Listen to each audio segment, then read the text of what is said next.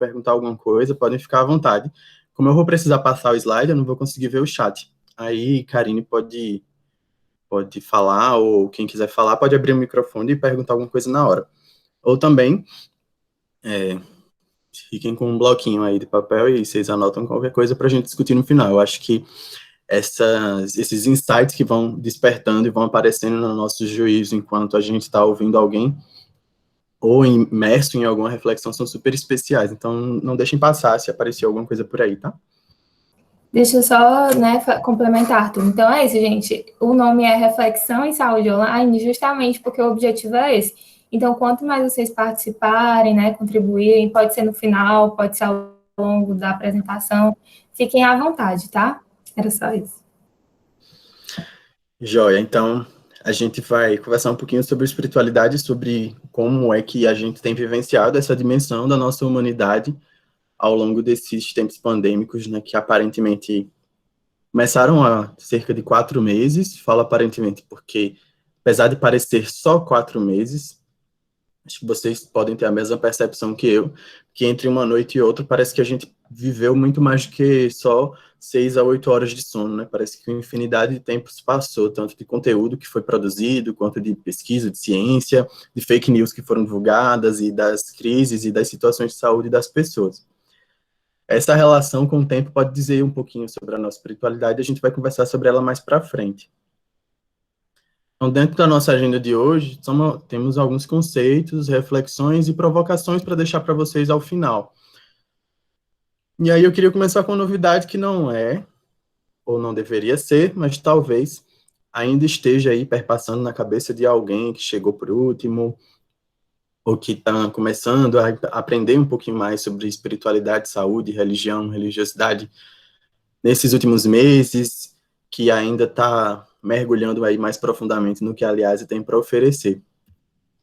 Então, para falar sobre esses conceitos e distingui-los, eu sempre trago o conceito de religião do professor Harold Koenig, que eu acho que é um dos mais práticos e mais simples. E aí, como sou uma pessoa adepta do pragmatismo, eu gosto das coisas mais objetivas e práticas, eu gosto desse conceito porque ele coloca a religião algo parecido com uma caixinha, como um sistema de crenças e práticas que é observado por uma comunidade, um coletivo de pessoas. E é importante colocar que ele é observado por conveniência. Então, uma certa comunidade achou por bem, independente do juízo de valor que a gente possa emitir sobre isso ou não, observar aquele conjunto de crenças e práticas, que são apoiadas por rituais que se reconhecem, que idolatram, se comunicam ou se aproximam do sagrado, seja lá, mais uma vez, o que quer que essas pessoas considerem sagrado.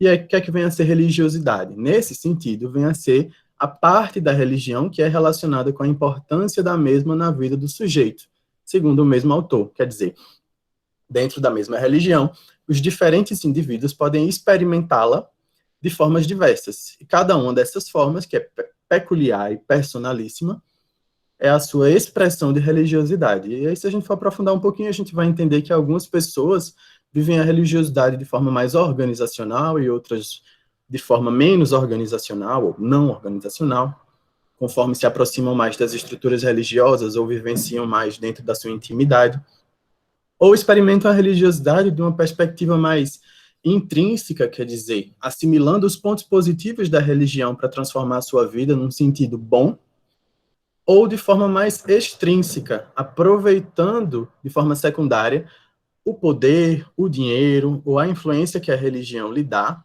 para obter ganhos que não são tão positivos assim, a gente poderia colocar. E aí, o que é que vem a ser dentro desse mar de conceitos a espiritualidade? Dentre os conceitos de espiritualidade, eu acho que um dos mais completos é da doutora Cristina Puhalski, lá de 2009, num consenso que fez com um conjunto de especialistas de várias áreas da saúde e estudiosos da teologia, da filosofia e sociologia nos Estados Unidos. Esse conceito é produto desse consenso. E ele diz que a espiritualidade é um aspecto da humanidade que se refere ao meio pelo qual os indivíduos expressam significado e propósito e através do qual experimentam suas conexões com o que consideram sagrado. E o sagrado pode ser o momento presente, pode ser si mesmo do outro lado do espelho, pode ser a outra pessoa, as outras pessoas, incluindo a família, Pode ser a natureza, pode ser qualquer outro elemento significativo, a relação com o animal, o movimento social, uma questão política, a sua vivência no trabalho, enfim. Aquela coisa que responde à pergunta, por que hoje é um dia que vale a pena viver, quando a gente se olha no espelho do banheiro pela manhã? Isso se aproxima do que é o nosso sentido de viver, e a espiritualidade é esse nosso caminho, essa nossa busca em direção ao nosso sentido de viver.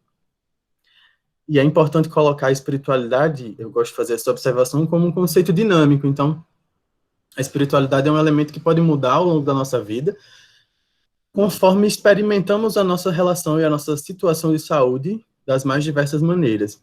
E ela também é dinâmica porque representa movimento. Então, busca é uma palavra que se repete nos conceitos de espiritualidade, porque a nossa espiritualidade ela não é necessariamente alcançável. Quer dizer, a gente não passa ela no crédito ou no débito, a gente não tira ela do bolso, nem consegue guardar, a gente não empacota a espiritualidade ou embrulha para a viagem. A espiritualidade é muito mais a trilha ou a caminhada que fazemos em direção ao nosso sentido de viver. Como o nosso sentido de viver é aquela coisa que nos faz continuar caminhando, a espiritualidade é essa busca que é potencialmente muito duradoura. E para aquelas pessoas que acreditam numa vida após essa, numa vida após a morte, é uma busca eterna, né? Que vai se aproximando de uma certa evolução. Então, eu gosto de pensar nessa relação entre os conceitos de religião, religiosidade e espiritualidade, pensando no exemplo da garrafa. Se vocês tiverem aí, por exemplo, uma garrafinha de água que vocês estão consumindo, a minha garrafinha é essa aqui, ela tem embalagem, ela é feita de um certo material, tem líquido no interior e tem um certo, uma coisa impressa aqui, né, que é a identificação do fabricante, que tipo de água tem aqui dentro e tudo mais. Existem várias outras garrafas iguais a essa, mas com cores diferentes. Mas a forma é a mesma, o material de fabricação também. Esse formato, essa forma, essa caixinha na qual a minha água está inserida, seria a religião. É a caixinha na qual nós organizamos, nós construímos os dogmas, conceitos, hierarquias, lideranças, sacerdotes e tudo mais. Mas, como eu falei para vocês antes, existem garrafas de diversas cores e pode existir também garrafas de água com gás, garrafas de água sem gás, garrafas de água saborizada, desse ou daquele tom, desse ou daquela essência. Esses diferentes adesivos que poderiam colocar as características impressas nessa água seriam a religiosidade, e que seria a forma com a qual cada pessoa experimenta a sua religião na sua individualidade. Mas o líquido, talvez seja claro para vocês também, não precisa estar necessariamente contido aqui dentro. Ele pode só abrir a tampa e escorrer. Se eu deixar ela assim, pode evaporar e pode ocupar um espaço muito maior, e eu posso fazer qualquer coisa que eu queira com ele, a despeito desse recipiente. Então, esse líquido, que é como eu me relaciono com o meu sentido de viver, quer dizer, esse líquido que representa a minha espiritualidade, pode se manifestar da minha vida das mais variadas formas. Então, entendendo um pouco mais sobre essa distinção entre os conceitos, que é sempre importante reforçar, eu acho que também é um daqueles momentos que a gente consegue ter insights diferentes sobre a nossa própria vida, pensando nos conceitos. Pensem comigo, mas já pensem do lado de fora dessas caixinhas.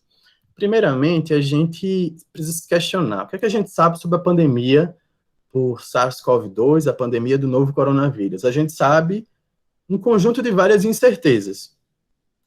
A gente tem certeza que a maior parte do conhecimento que já construímos sobre o coronavírus representa a menor parte sobre todo o conhecimento dele. Isto é, o que nós mais temos certeza é que sabemos muito pouco ainda sobre esse ser, né, essa entidade chamada Covid. Então, para aprender com as incertezas a partir da entidade chamada Covid-19, a gente pode tirar alguns aprendizados. A partir do desenvolvimento da doença e da evolução, que nós ainda não compreendemos muito bem quais são os grupos mais afetados, quais são as faixas etárias, os sexos ou gêneros, os conjuntos de comorbidade, os padrões de prognóstico, aprendemos um pouco ou somos estimulados a desenvolver essa nossa relação com as incertezas. Mas também ainda existem incertezas, por exemplo, sobre a contabilização do número de casos afetados ou do número de óbitos nos mais diversos países do mundo, inclusive no Brasil. E temos vivenciado cada vez mais, e vocês provavelmente inseridos nos diversos cursos de graduação, principalmente na medicina, também devem ter vivenciado muito isso, essa promiscuidade de experiências. Quer dizer, hoje eu consigo falar aqui com o meu telefone, com uma pessoa que está atendendo uma outra pessoa com Covid-19 lá na China, e discutindo talvez daqui a pouquinho com outra pessoa lá nos Estados Unidos e outra pessoa na Europa, e por aí vai. Essa promiscuidade de experiências é extremamente significativa, ou pode ser extremamente significativa se for usada positivamente, no sentido de dividir experiências. Mas para reproduzir experiências, a gente já vai começar a falar em método científico. Então, não necessariamente as coisas, tratamentos, intervenções e políticas que são aplicadas nos Estados Unidos servem para o Brasil, assim como não necessariamente as coisas que a gente está construindo aqui no Brasil servem para a China. Então, a promiscuidade de experiência pode ser vista de forma positiva, mas precisa ser avaliada de forma crítica. Ainda existem incertezas sobre como é que a gente organiza bases de dados para tratar essas informações de uma forma mais pragmática e disponibilizar elas para a comunidade científica, porque as realidades dos sistemas de saúde nos diversos países são bem diferentes. E a gente não pode simplesmente achar que tudo que a gente encontra no PubMed, que é a maior base de dados e muito usada nos Estados Unidos e aqui também, pode ser reproduzido no Brasil de qualquer forma. E ainda existem incertezas quanto a ensaios clínicos, ou que metodologia de ensaios clínicos robustos podem ser empregados para ajudar a construir novos conhecimentos sobre a Covid-19, por exemplo. Que tipo de medicamentos a gente pode empregar nos estudos clínicos ou nos ensaios clínicos de qualidade que respeitem a ética, mas que também testem novas formulações ou associações ou intervenções que podem vir a ter algum efeito para reduzir a mortalidade pela doença do novo coronavírus. A partir de todos esses conjuntos de incerteza, a gente pode tentar tirar pequenos pedacinhos de aprendizado que a gente vai tentar assimilar mais para frente. E incertezas a partir do sistema também são importantes de ser avaliadas. Então, muito tem se falado sobre a estratégia dos 4S, que é pensar no stuff, nas coisas que temos que produzir, mais respiradores, mais medicamentos, mais leitos. Pensar no staff, nos recursos humanos que precisamos estruturar, quer dizer, contratar mais profissionais para as linhas de frente, nos mais diversos níveis de assistência, atenção primária, secundária e terciária, mas também treinar os profissionais que já estão atuando. Pensar no space, então, construir novos hospitais de campanha, pensar na adaptação dos postos de saúde para ter uma área para atender as pessoas com sintomas respiratórios e outra área para continuar atendendo as pessoas com outras demandas, porque ninguém deu pause na insuficiência cardíaca, no DPOC, nos cânceres, nas gestações ou no desenvolvimento das crianças, porque estamos vivendo uma pandemia. Então, todas as outras situações de vida das pessoas, com avaliação e triagem, precisam continuar a ser atendidas e receber direcionamentos. Preparar esse sistema para novas pandemias também faz sentido, e aí pensar prospectivamente, quer dizer, a gente sabe que o novo coronavírus ele não surgiu na China por um passe de mágica. De uma forma muito complexa, várias coisas contribuíram para a emergência dessa pandemia. E uma das coisas que muito contribuíram foi a nossa relação danosa com o meio ambiente. A forma como a gente explora, por exemplo, lá na China, recursos animais e consome recursos animais, inclusive, como parte da alimentação, e trata desses recursos de forma pouco responsável, né? Com baixas ações de vigilância sanitária, por exemplo, e por aí vai. E é possível, ou talvez seja mais correto dizer, é provável que novas pandemias estejam no horizonte.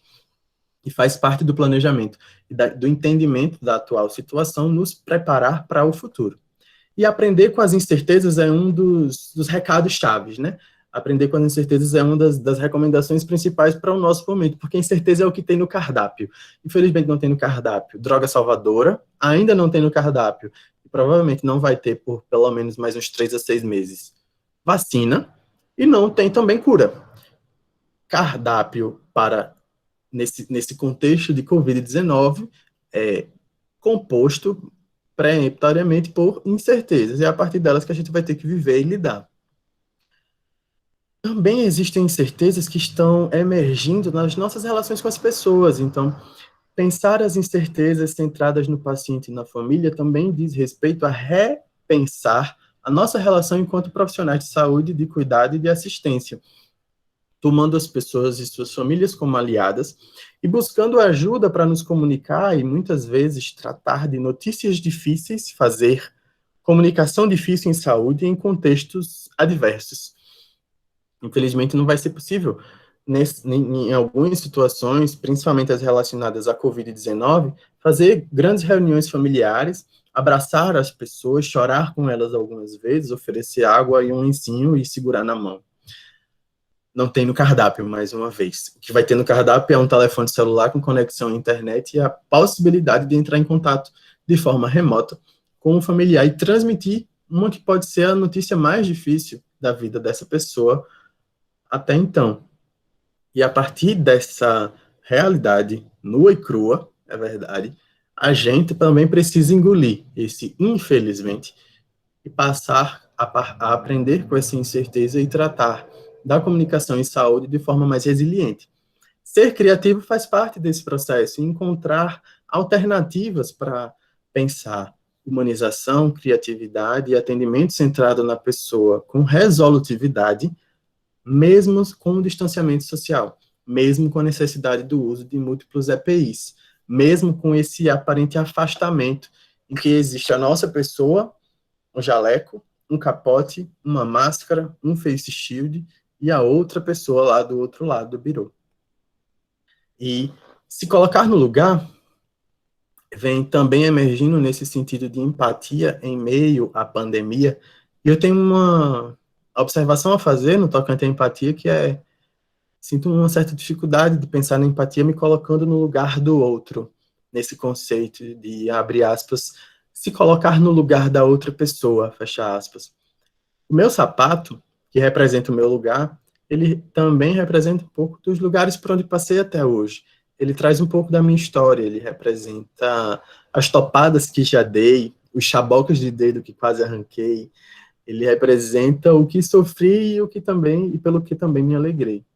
Se uma outra pessoa quiser se colocar no meu lugar, provavelmente ela vai precisar se adaptar de forma, talvez até um pouco dolorosa, para caber no meu sapato. Talvez ela simplesmente não caiba.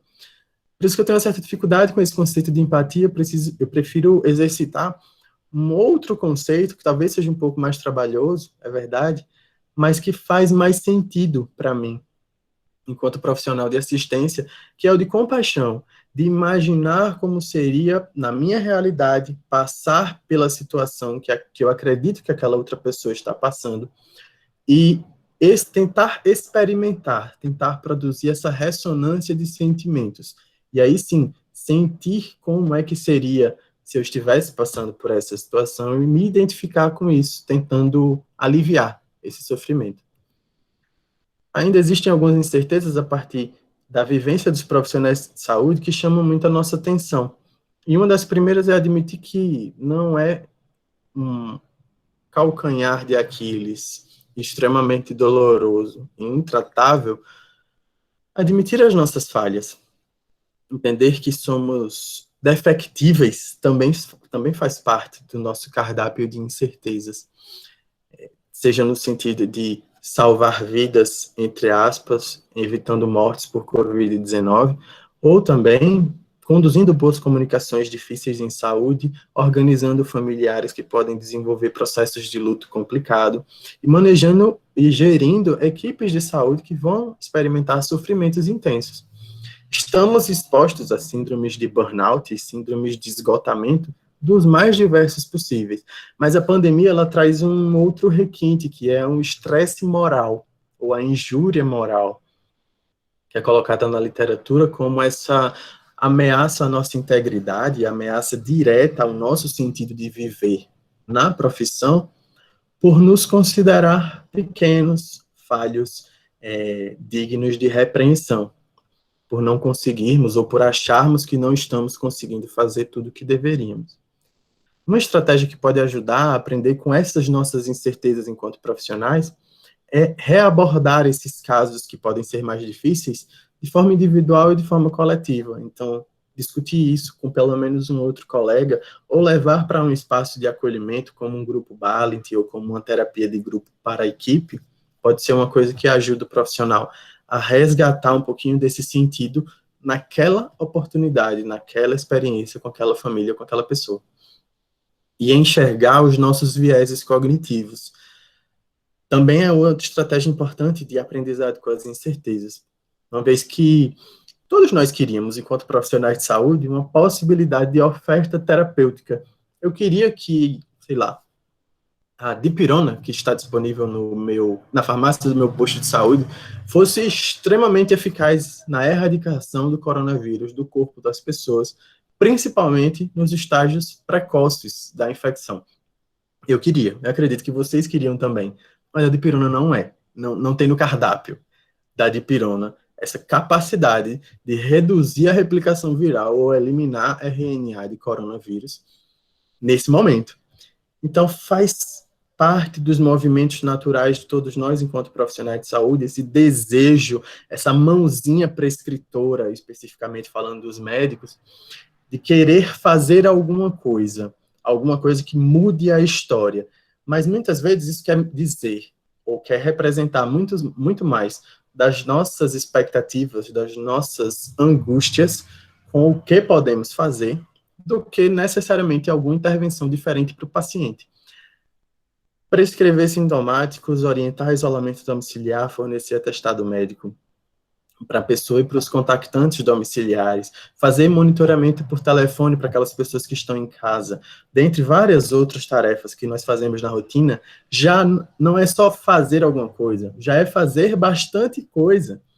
E precisamos ter essa paciência histórica com a ciência, no sentido de aguardar e estimular que novos estudos, mas estudos de qualidade, estudos duplos cegos, randomizados, controlados por placebo, produzam conjuntos de evidência que nos ajudem a encontrar as drogas ou intervenções que são realmente eficazes contra o coronavírus, que ainda não são a ivermectina, que é um remédio para piolho, que ainda não são a nitazoxanida, que é só um remédio para verme, que ainda não são a cloroquina, que é um remédio excelente para lúpus e artrite reumatoide, mas não para Covid, infelizmente. Então faz parte da nossa resiliência enquanto profissionais, enxergar os nossos vieses cognitivos, entender o que é nosso desejo, o desejo do nosso juízo, e o que é realmente evidência científica que está posta. Então, a partir da doença e do sistema, a gente percebe a necessidade de aprender com as incertezas. E a partir dos profissionais e das pessoas, a gente encontra as possibilidades de ensinar incertezas. Porque na nossa vivência cotidiana, enquanto profissionais em formação, ou profissionais que já estão atuando, ou profissionais em contínua formação, como a gente quiser colocar, estamos permanentemente tendo a oportunidade de exercitar essa educação continuada. E exercitar a educação continuada voltada para as incertezas nesse momento da pandemia pode nos ajudar a arrefecer os sentimentos de angústia que vem com o que será que a gente vai poder fazer agora e estimular, talvez, sentimentos mais positivos que dialogam com a resiliência, com a capacidade de se adaptar aos estresses e aos impactos do mundo lá de fora e desenvolver a nossa espiritualidade. Então, como dicas, tem vários materiais que estão aí disponíveis. Esses 3 primeiros estão disponíveis em inglês e falam sobre a abordagem de comunicação difícil em saúde em situações específicas, muitas vezes voltadas para o cuidado paliativo, mas o primeiro link aí do Ariadne Labs já tem materiais voltados para a Covid-19. E nos 2 últimos links da Academia Nacional de Cuidados Paliativos e do Instituto Brasileiro de Comunicação e Saúde, vocês podem encontrar materiais voltados para a Covid-19 em português, falando sobre consultas à distância, atendimentos remotos, comunicação difícil em saúde por telefone e manejo de corpos, entre várias outras coisas. E aí, primeiramente, a gente já entendeu que existem muito mais incertezas do que certezas no nosso cardápio de vida em 2020, nesse dia 9 de julho. Segundamente, a gente vai precisar negociar, porque se só temos incertezas, é verdade que algumas estão mais próximas de nós, existem algumas incertezas conhecidas, E existem incertezas absolutamente desconhecidas que a gente nem faz ideia. E ainda não colocou, talvez, no cardápio. Talvez venha naquela partezinha do cardápio que vem como xerox. E o garçom só entrega para a gente depois para dizer qual é o menu do dia. Talvez essas incertezas ainda venham como surpresas. E aí, só mais um exemplo, antes de chegar nela, uma pergunta importante para o profissional de saúde, pensando nessa questão da resiliência, da espiritualidade, é questionar sobre a alta. Alta hospitalar, alta médica, alta da intervenção, como a gente quiser colocar. É natural que nós, enquanto profissionais de formação, construamos o desejo, o apreço por dar alta para as pessoas, quer dizer, receber pessoas com um problema, produzir certas intervenções e dar alta para essas pessoas com esse problema reduzido, ou resolvido, minimamente. Isso é maravilhoso, delicioso até. Mas é verdade que a gente precisa de fazer dialogar a realidade que a gente tem para viver com os atributos, com as competências que a gente aprendeu. E aí destacar que aprender é diferente de aprender, no sentido de aprisionar. Então, quando eu, enquanto médico de família e comunidade, aprendo que integralidade, acesso de primeiro contato e longitudinalidade são atributos fundamentais para a prática da atenção primária à saúde, eu entendo que, por exemplo, o acesso de primeiro contato é uma competência que eu adquiro e que desenvolvo ao longo do tempo. E desenvolvo ao longo do tempo adaptando esse acesso à realidade em que eu estou colocado. Por exemplo, mais uma vez, se eu tiver numa realidade em que a minha população é de 1.000 pessoas, cuja grande maioria são pessoas jovens com acesso às redes sociais e hábito de usar tecnologias assistivas, pode ser que, na minha perspectiva de acesso, ter muitas consultas à distância ou ter instrumentos tecnológicos para conectar-me com os meus pacientes seja útil e seja efetivo e eficaz. Mas, se pelo contrário, na minha realidade de hoje, na prática, eu tenho muito mais pessoas idosas ou idosas longevas que têm pouca habilidade no manejo de tecnologias, talvez simplesmente disponibilizar consultas virtuais não seja mais ou mais efetivo para contactar essas pessoas. Talvez eu precise pensar em outras estratégias, talvez fazer mais visitas domiciliares, talvez deixar mais espaços abertos na agenda do dia a dia, e por aí vai. Essa reflexão é só para a gente entender a diferença entre os atributos ou competências que a gente desenvolve e aprende, quer dizer, a gente assimila e a partir disso a gente consegue adaptar eles à realidade que a gente vai encontrar, e aqueles que a gente aprisiona, a gente coloca no bolso como se eles simplesmente nunca fossem mudar. Então, enquanto médico de família e comunidade, continuo compreendendo e sabendo produzir cuidado com longitudinalidade, integralidade e acesso nessa nova realidade da pandemia. É bem diferente do que eu vivia até janeiro de 2020, antes do Covid. Mas ainda sou médico de família e comunidade em julho de 2020. Ainda entendo e aprendi sobre esses conceitos e competências e ainda sou capaz de adaptá-los à realidade em que estou hoje. E se talvez daqui 2, 3 meses encontrar uma realidade diferente, vou ser desafiado mais uma vez a reorganizar essas competências que eu aprendi. Isso me torna capaz de continuar galgando passos, quer dizer, continuar caminhando na vida profissional, sem pausas, sem teimosias, no sentido dos conceitos que a gente acha que vai aprender e vão ficar estáticos para sempre. Então, eu gosto de dar alta. Eu gosto de dar alta, mas eu não dou alta para ninguém. Talvez isso pareça, no início, meio paradoxal. Mas enquanto médico de família e comunidade, que tem uma população de mais ou menos 3.500 a 4.000 pessoas, eu nunca dou alta para ninguém, porque todas as pessoas continuam sempre sendo minhas, enquanto pelo menos morarem naquele território. E essa realidade da pandemia por coronavírus nos colocou nesse lugar também. Muitos profissionais de outras especialidades médicas e de outras categorias da saúde agora estão tendo que lidar com pacientes que podem desenvolver quadros que começam no dia 0, terminam no dia 14, sem nenhuma sequela. Ou começam no dia 0, evoluem muito gravemente e muito rapidamente, se arrastam em internações e terapia intensiva e podem complicar com sequelas variadas ao longo de várias semanas ou até meses. E a partir daí a gente vai ressignificando esse nosso apreço por dar alta e como é que a gente lida com isso na nossa vivência. Então, dentre as incertezas conhecidas, a gente já conhecia há alguns anos ou até décadas esses elementos psicológicos que colocam que estamos habitualmente construindo as nossas competências dentro das nossas zonas de conforto. Então, é natural que eu goste mais de mergulhar no Guyton se eu gosto de fisiologia. E é natural que eu goste mais de mergulhar no Feltri se eu gostar mais de química.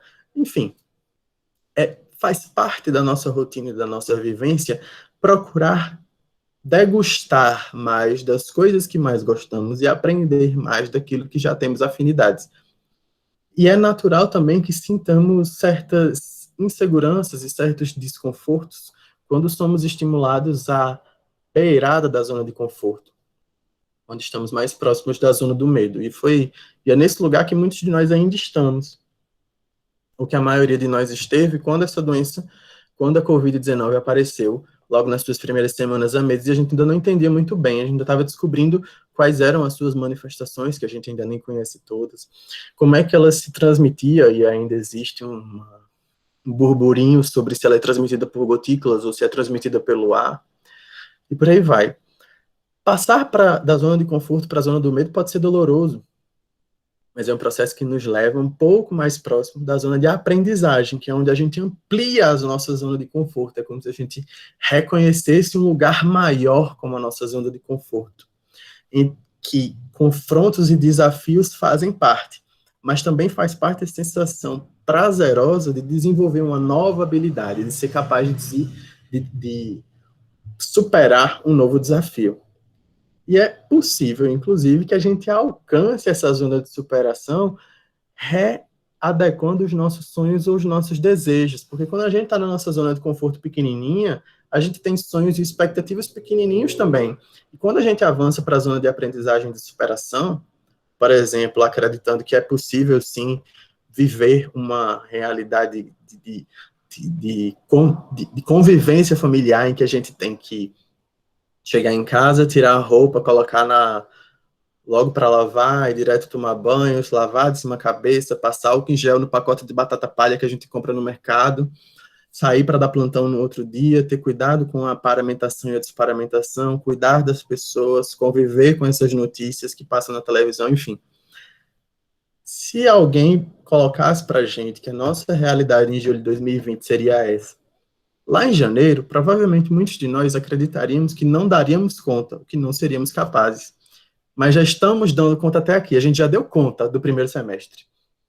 A gente já deu, não tem como negar isso.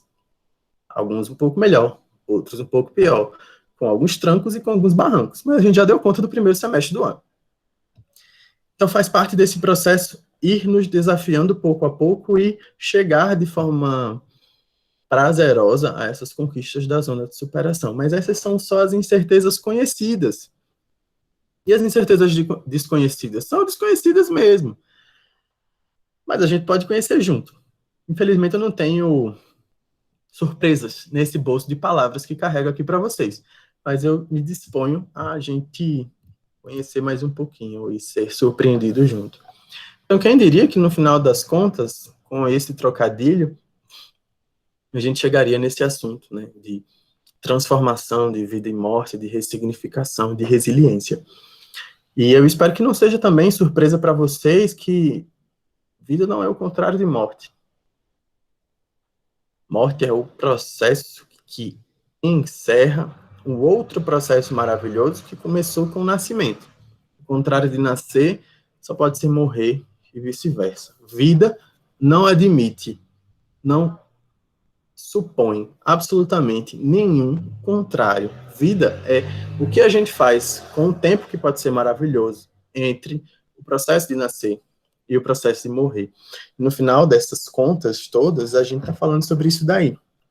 Sobre como a gente consegue, aos trancos e barrancos, continuar a viver a vida, apesar desse mais novo desafio, que é o SARS-CoV-2. E aí, e agora? O que a gente faz? Quando em janeiro apresentou-se a pandemia do novo coronavírus, que começou lá na China, depois espalhou para os países da Ásia, e aí chegou a Europa, Estados Unidos, e aqui, primeiro nas pessoas mais ricas, depois na classe média, e agora está avançando, infelizmente, nas periferias e causando muita destruição. Depois veio a ameaça da nuvem dos gafanhotos, a nuvem de poeira gigante chamada Godzilla, que vinha lá do deserto do Saara, e a gente fica se questionando e gerando uma angústia interna, pensando, né, como é que vai ser quando a gente estiver na situação dessa menininha aqui, vendo tudo queimar, tudo ser destruído e a gente desconectado dessa realidade, tendo já aparentemente surtado e sorrindo maliciosamente. Mas temos um plano. Então, o primeiro passo desse plano é acolher as nossas limitações.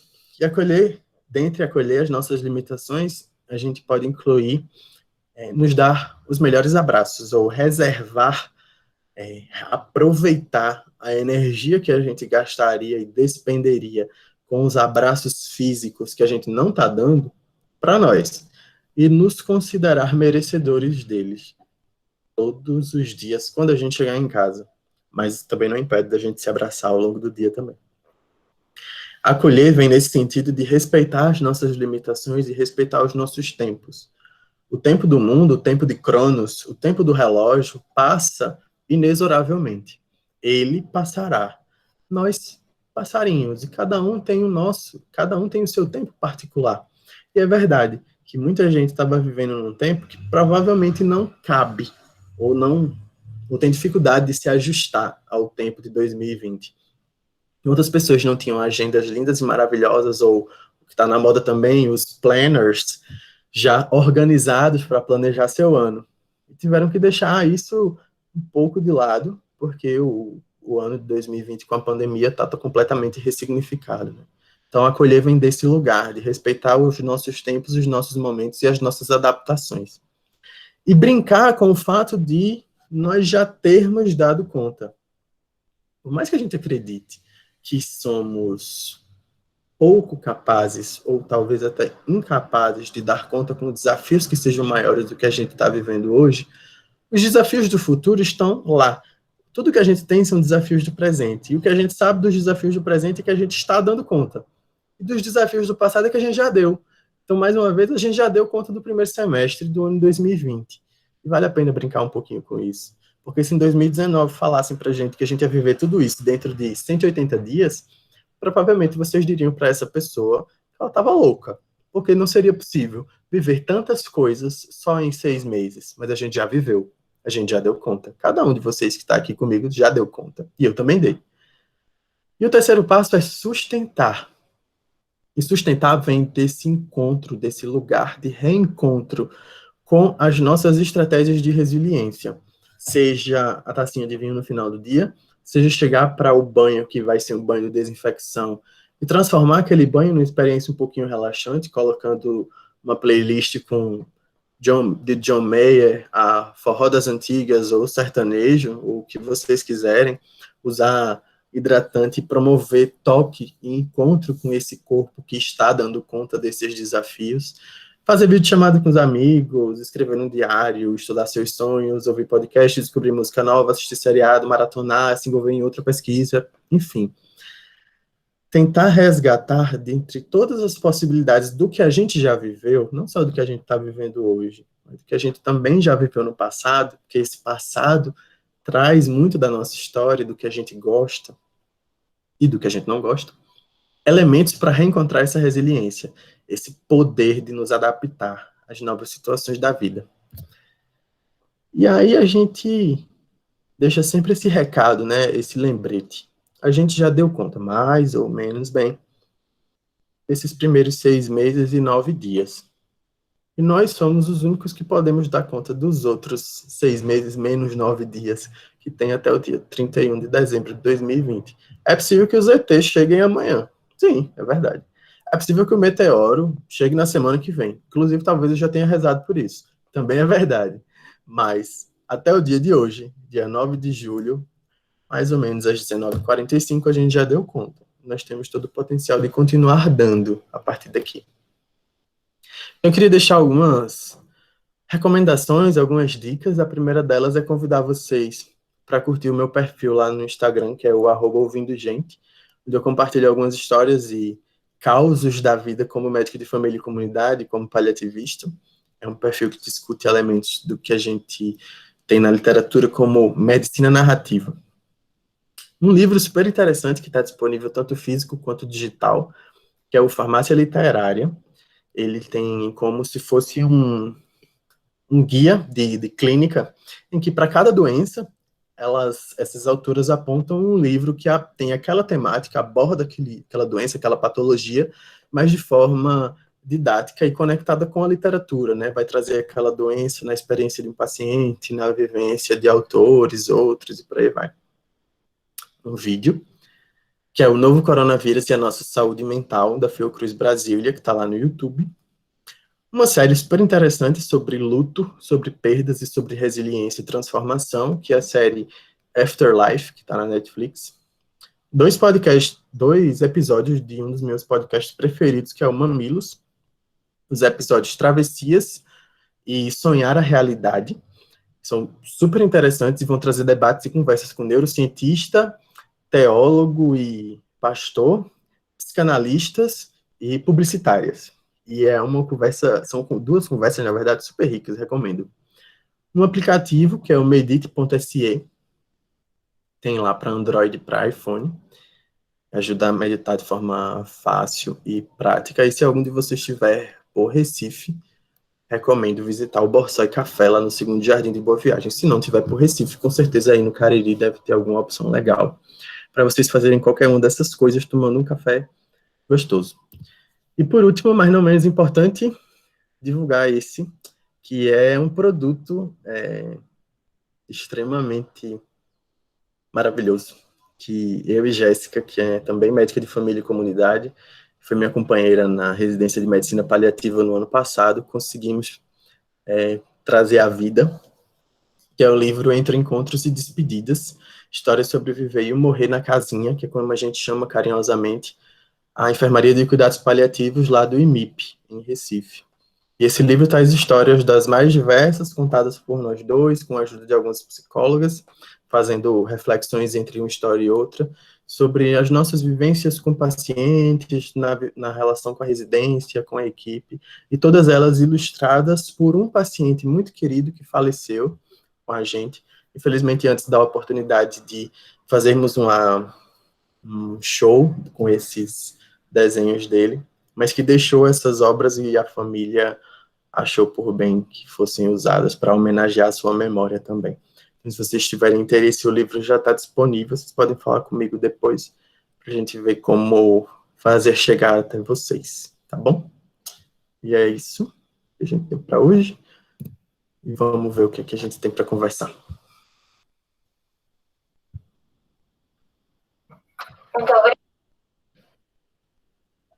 Eu queria saber se alguém tem alguma dúvida, algum comentário para fazer. Fiquem à vontade, gente. Se vocês não quiserem ligar a câmera ou o microfone, vocês podem falar no chat também.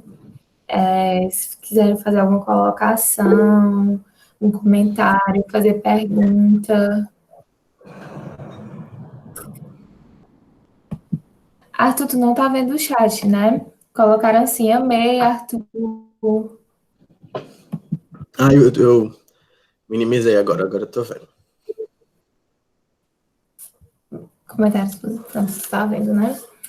Eu queria fazer um comentário, assim, de uma das partes que eu achei mais interessante, porque, assim, né, quando a gente fala sobre a pandemia, né, sobre o momento que a gente está vivendo, a gente associa muito à perda, né, porque, enfim, né, é inegável essa questão de que houveram diversas perdas, né, não só no sentido de perda de vida, né, mas perda de emprego, perda de relações, perda da formação, né, enfim, vários sentidos. E aí, quando tu traz mas olhem para o que vocês já deram conta, né? Porque a gente já deu conta, a gente está aqui hoje, né, conversando sobre a pandemia, sobre a espiritualidade. Então, eu acho muito interessante, sabe, esse olhar, né, que a espiritualidade ajuda muito, inclusive, que é justamente você olhar para o que você já deu conta, sabe? Tem muita coisa aí que a gente não sabe o que vai acontecer ainda, né, que são as incertezas. Mas essa coisa de olhar para o que já deu certo, olhar para o que a gente já deu conta, é muito necessário e ajuda bastante, né? Nesse processo todo que a gente está vivendo.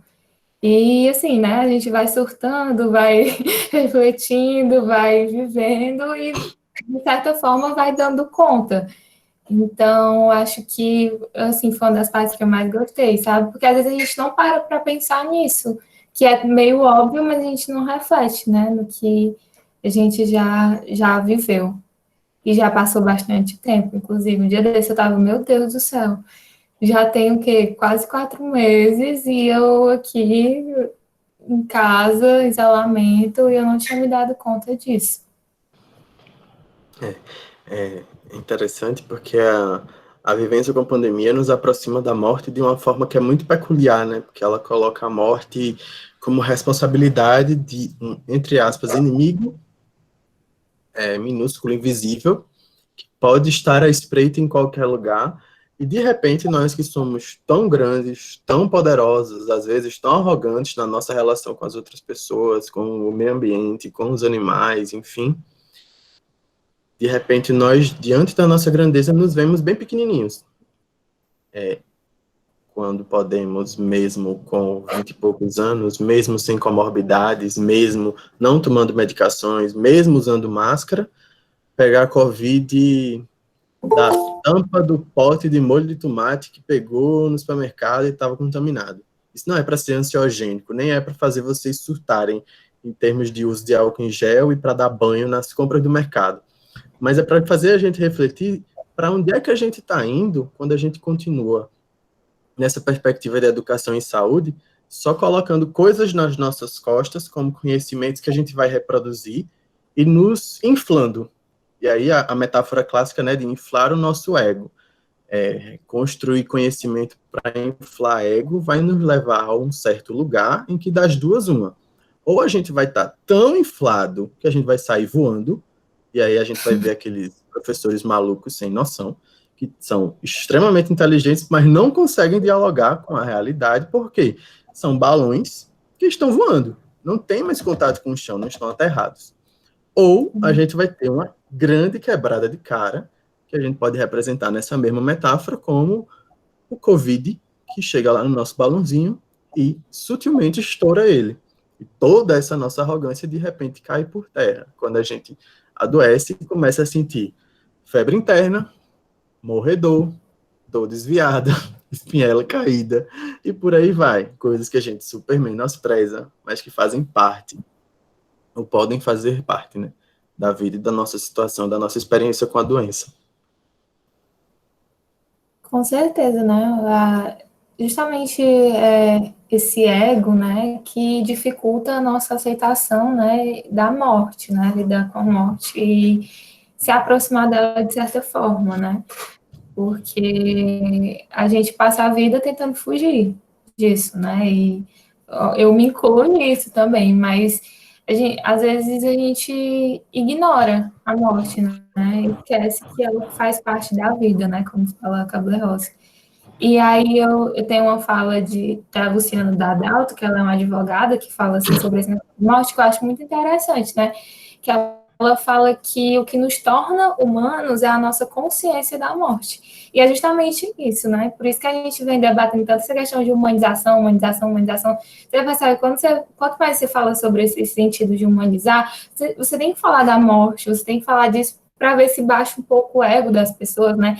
E elas reconhecem mais os limites, se reconhecem mais na sua finitude. Então tem sempre essa questão mesmo aí, do ego e tudo mais. Justo. É isso aí. Alguém quer falar mais alguma coisa, gente? Ou perguntar? Aproveitem o momento. Gente, fique à vontade, viu? Até um tempo atrás, um dia desse, vou dizer assim, já sou velho bastante para dizer que não vou dizer minha idade. Eu estava aí junto nesse mesmo lugar de vocês, como membro da Aliase, e a gente fazendo várias coisas. Começaram com reuniões nos sábados pela manhã, sendo chamados da galera que conversava com os espíritos quinzenalmente na faculdade. em horários inconvenientes, como sábado pela manhã, e culminando, né, com congressos de saúde e espiritualidade, o maior programa de extensão da UFCA, e livros, e por aí vai. Acho que ainda tem gente que pensa isso, viu, Arthur? Conversando com os espíritos. Tem uma pergunta do Gabriel. Oi, Arthur, tu comentou sobre o conceito de estresse moral. Pode explicar melhor? Sim. Então, habitualmente a gente está acostumado a ouvir falar de entidades como estafa ou burnout, né? A síndrome de burnout, que está relacionada a esse conceito de estafa, de esgotamento, é uma síndrome que representa um sofrimento, vamos dizer assim, por causas externas. Então, é um sofrimento de um profissional, que pode ser profissional de saúde ou não, porque trabalha em condições com pouca proteção, com um chefe que é chato e que cobra, mas não entrega, com atendimento ao público num conceito talvez de violência, com poucos recursos, com a baixa capacidade de produzir transformação no seu próprio trabalho. Isso vai meio que consumindo a energia disponível do profissional, até que chega um certo esgotamento em que pode se instalar a síndrome de burnout, em que aquele profissional não se reconhece mais fazendo aquela função, começa a reduzir a sua produtividade naquele lugar e começa a experimentar sentimentos negativos relacionados a continuar fazendo o seu ofício. A síndrome de fadiga por compaixão é um pouco diferente.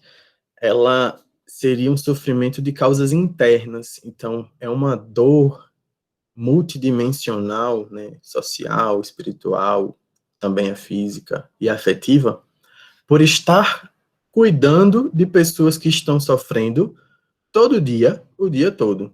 Então, essa síndrome de fadiga por compaixão, ela está mais relacionada aos profissionais de cuidado. Então, cuidadores, profissionais de saúde de uma forma geral, principalmente profissionais de enfermagem, médicos, por aí vai. A síndrome de fadiga por compaixão, ela não está necessariamente ligada. Por que a gente fala que ela é de causas internas? Porque ela vem dessa nossa relação com estar na postura de entregar cuidado para alguém que está sofrendo. E fazer isso de forma contínua. Estar sempre em contato com pessoas que estão sofrendo.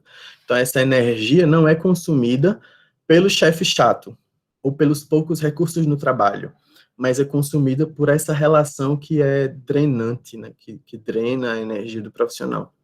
E onde é que está o estresse moral nessa história? O estresse moral vem da nossa baixa capacidade de entender o que está passando conosco.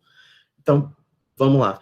Eu, como profissional de saúde, que sou, sei lá, médico, trabalho com cuidados paliativos, posso experimentar a síndrome de fadiga por compaixão por cuidar de uma grande quantidade de pessoas que chegam com doenças em cuidado paliativo em estágio avançado, pessoas que estão sofrendo muito sob a minha responsabilidade. Eu posso sofrer internamente, posso experimentar uma dor emocional e também espiritual, por cuidar de muitas pessoas que estão sofrendo. Essa seria a síndrome de fadiga por compaixão. Terapeuticamente falando, eu posso construir insights sobre esse meu lugar. Eu posso entender que estou sofrendo por causa disso. E aí, quando eu entendo que estou sofrendo por causa disso, começo a desenvolver mecanismos de enfrentamento, resiliência, né, estratégias para me adaptar. Então, eu já entendi que eu estou sofrendo por fadiga de compaixão. Então, eu vou procurar fazer mais consultas com a minha psicóloga. Eu vou procurar coisas que são mais significativas para mim. Vou procurar me conectar mais com o meu sagrado. Enfim, vou procurar estratégias que me conectam mais com as coisas positivas da minha vida. Mas quando eu não reconheço esse meu lugar, quando eu não consigo entender os motivos pelos quais estou sofrendo, eu estou no meio do furacão, da fadiga por compaixão, e não consigo entender que estou nesse furacão, eu posso estar submetido também ao estresse moral, que é, eu estou sofrendo, eu não consigo entender por que eu estou sofrendo, então deve ser culpa minha. E aí eu começo a reproduzir julgamentos dos outros sobre mim. Eu não consigo resolver a dor dessa pessoa. Eu não consigo curar os pacientes com Covid. Eu não consigo fazer as famílias se sentirem acolhidas. Eu queria que elas não chorassem, elas estão chorando. Eu queria que essa vozinha fofinha não morresse e ela morreu de coronavírus na minha frente. Eu não queria que ninguém se contaminasse na minha casa, mas meu companheiro ou minha companheira se contaminou e foi eu que levei. Então, esse estresse moral é ainda um requinte de crueldade, da nossa também baixa capacidade de perceber a nossa situação. Então, como se a síndrome de burnout, para tentar simplificar, ela fosse um sofrimento que vem de fora para dentro. A síndrome de fadiga por compaixão é um sofrimento dessa relação do nosso dentro com o dentro do outro, né? O meu sofrimento por cuidar de outras pessoas que estão sofrendo. E o estresse moral é um sofrimento de dentro para dentro. A gente produz pela nossa baixa capacidade de nos reconhecer também adoecidos. Parece meio complexo, confuso, talvez se a gente tivesse uns esqueminhas e desenhasse, ficasse mais fácil de entender. Mas é bem isso, assim, faz parte desse processo, desse nosso caminhar terapêutico também, nos colocar do outro lado do birô, como pacientes numa terapia com psicólogo, ou com o apoio do nosso líder espiritual de referência, ou nas conversas com os nossos melhores amigos, ou com uma caneta na mão, escrevendo no nosso diário, né, vomitando às vezes aqueles sentimentos que estão aqui dentro em palavras que ajudam a entender o que é que está passando. Talvez fique mais fácil. Eu espero que tenha dado para responder. Sim, ele falou muito obrigada, entendeu? Sim, a Vanessa falou, nossa, explica muito bem. Tem outra pergunta aqui, da Alane Rocha. Oi, Arthur.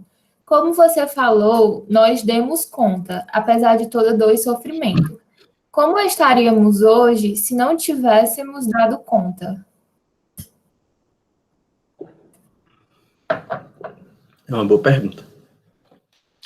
Mas, infelizmente, a resposta dela vem do campo da imaginação.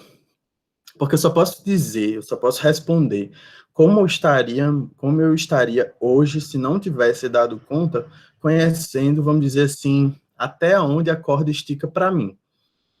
Então, vamos tentar trazer um exemplo da prática bem cotidiana. E uma coisa que uma boa parte da população está vivendo, eu, graças a Deus, não, mas é possível que alguém tenha sido afetado por isso e esteja aqui nessa conversa. Só essa pessoa que, por exemplo, perde o emprego no início da pandemia porque a sua empresa a demitiu ou a fechou, pode dizer até onde a corda estica em que ela não vai precisar recorrer a alguma outra estratégia para garantir o pão de cada dia. Isso vai depender dela ter reserva, dela ter poupança, dela ter investimento, dela ter um planejamento financeiro, dela ter alguém que possa bancá-la, até que ela encontre um novo emprego ou que ela encontre alguma outra alternativa. De forma bem pragmática, só essa pessoa consegue dizer qual é o limite dessa corda para ela. Se a gente não tivesse dado conta, provavelmente a gente estaria coletivamente numa situação de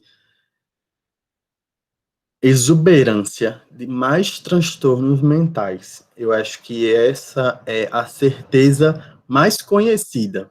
Por que eu digo que ela é a certeza mais conhecida?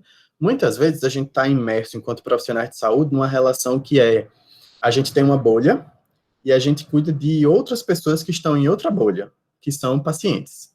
Pessoas aleatórias que passam pela nossa vida numa relação de cuidado que talvez a gente veja hoje, talvez nunca mais, talvez a gente até acompanhe, mas a gente encontra 3, 4 vezes por ano.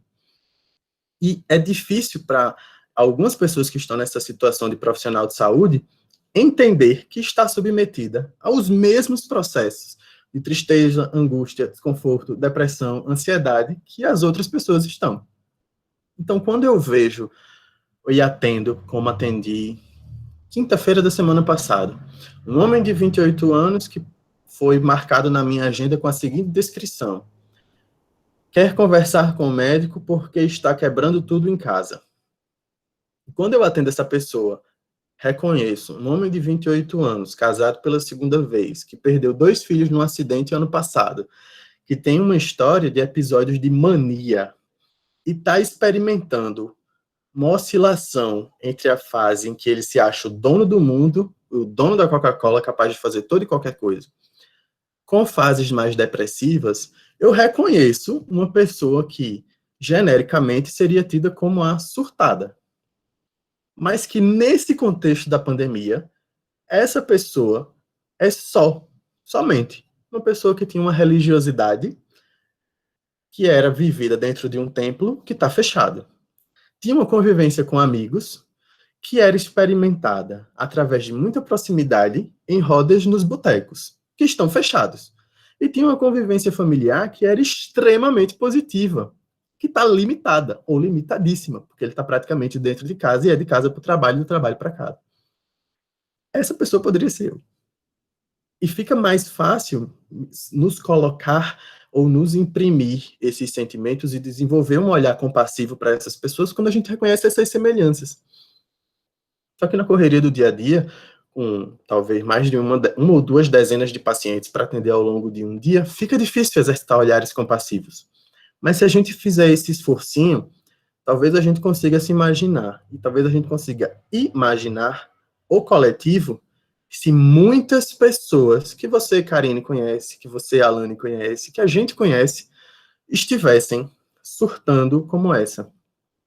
Ou estivessem sem dormir, como uma daquelas pessoas que chega para você para pedir um comprimidinho de clonazepam ou de Rivotril, porque não está conseguindo dormir, porque está preocupada com as contas, porque está preocupada com os boletos, porque está preocupada com os filhos em casa que estão sem escola e não sabe o que fazer, porque está experimentando como pessoas idosas sentimento de isolamento, de angústia, de desconforto por estar preso em casa. Então, como é que a gente estaria hoje se a gente não tivesse dado conta? Provavelmente, a gente estaria perto disso daí. Não dá para precisar e pintar um quadro que é muito claro, porque só cada um de nós sabe até onde vai a nossa corda, o nosso limite. Mas eu imagino que muito provavelmente estaríamos perto disso aí.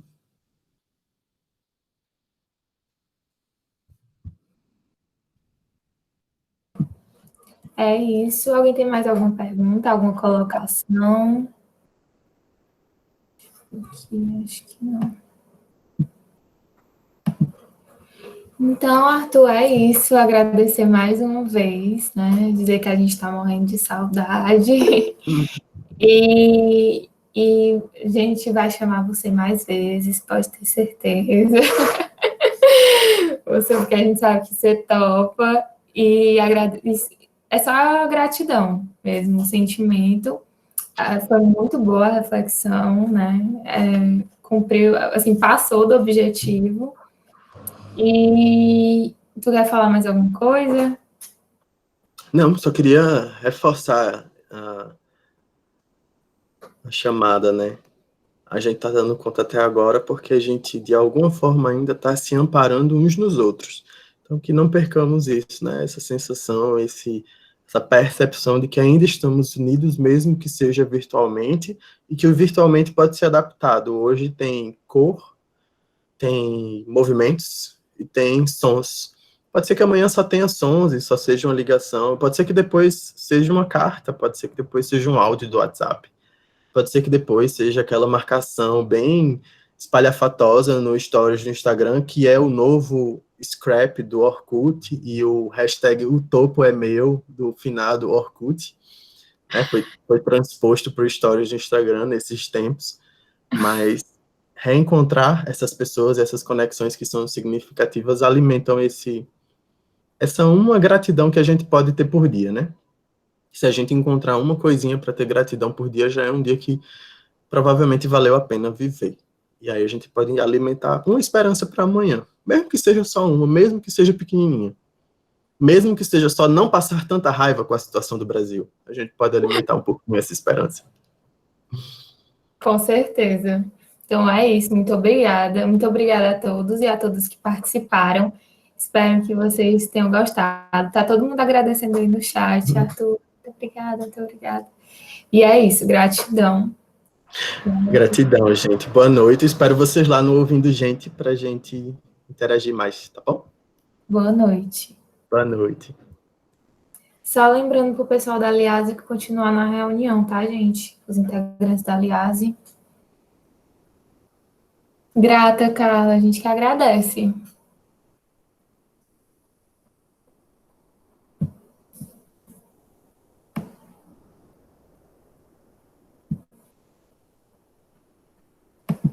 Vou parar de gravar aqui agora.